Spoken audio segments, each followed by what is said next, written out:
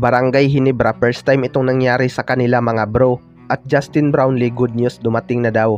Yan mga bro, pagkatapos mong i-like ang ating video, mag-subscribe na rin kung bago ka pa lang sa ating channel at i-click ang notification bell para lagi kang updated sa ating mga sports balita.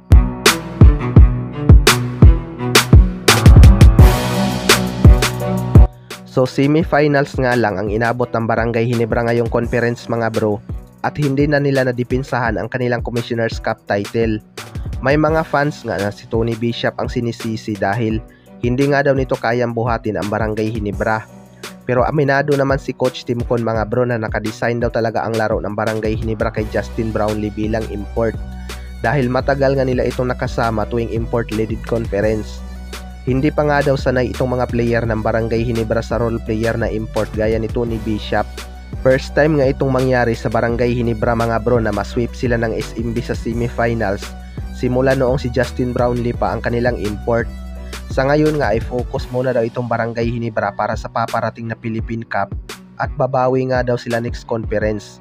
Samantalang sa Gilas Pilipinas naman muna ang focus ni Coach Tim Con ngayon dahil may laro nga ang Gilas Pilipinas ngayong February mga bro.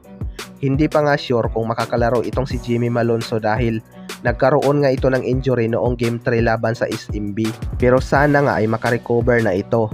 Sa kabilang banda naman mga bro, Justin Brownlee, good news, dumating na daw. Ito ngang si Justin Brownlee ay bigong dipinsahan ang kanilang Commissioner's Cup title ngayong conference dahil hindi nga ito nakapaglaro matapos magkaroon ng issue noong Asian Games. Pero sa inilabas nga na poll ni Coach Tim Con para sa Gilas Pilipinas ngayong February mga bro, kasama nga sa listahan itong si Justin Brownlee. Matagal na rin talaga itong gustong bumalik sa Pilipinas pero nahihiya nga siya na mahusgahan ng kanyang mga basher. Pero may mga usap-usapan nga na dumating na daw itong si Justin Brownlee.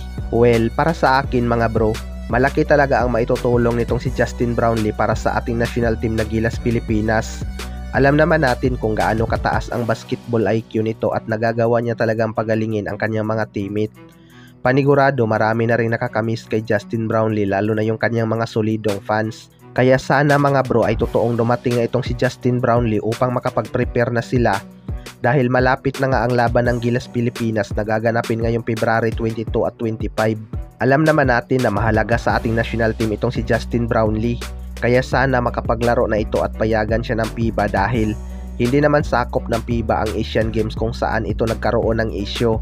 Kaya maraming ang umaasa na makabalik na itong si Justin Brownlee para tulungan ulit ang ating bansa. Kaya abangan na lang natin kung dumating na ba talaga itong si Justin Brownlee. Kayo mga bro, ano masasabi nyo tungkol dito?